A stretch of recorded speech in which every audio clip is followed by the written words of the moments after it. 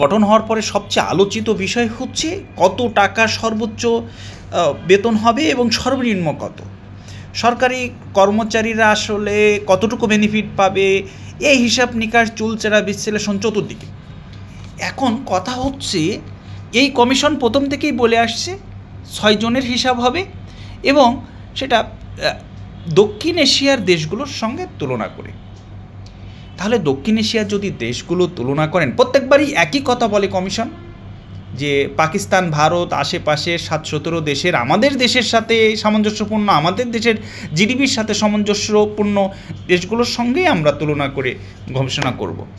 তো আমরা পাশের দেশ ভারত, যাদের সাথে আমাদের খুব মিল, জিনিসপত্রের দরদাম, জীবনযাত্রা, এভরিথিং, সেই দেশগুলো এবং বিশ্বের সবচেয়ে বেশি যাদের সাথে অনেক ট্রানজ্যাকশান হয়, বাণিজ্যিক ট্রানজ্যাকশান, সেই দেশ হচ্ছে ভারত। এই দেশে প্রত্যেক 10 বছর পর পর পে কমিশন গঠন করা হয় এবং সর্বশেষ যে পে কমিশন 2018 সালে, 2015 সালে রিপোর্ট দেয়।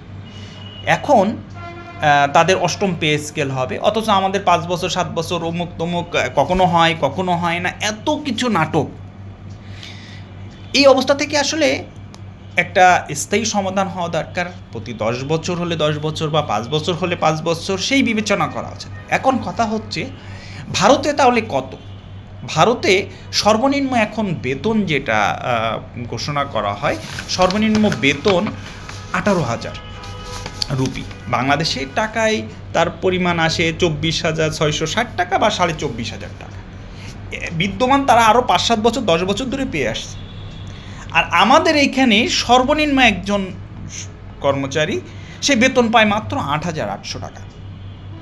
তাহলে আপনি কি তুলনা করলেন? সুতরাং আবার এরই মধ্যে ভারতে আবার আরেকটা পে কমিশন গঠন হয়ে গেছে, কাজ শুরু করছে। তারা 20% বেতন বৃদ্ধি করবে।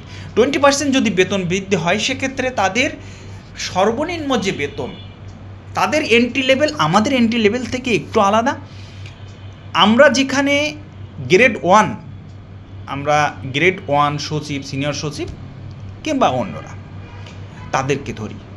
আর পার্শ্ববর্তী দেশে গ্রেড 1 পাকিস্তান, ভারত, যেখানেই বলেন আশেপাশে সব দেশে কিংবা বিশ্বের বেশিরভাগ দেশেই এই পদ্ধতি অনুসরণ করা হয়, কিন্তু আমরা তার উল্টোটা।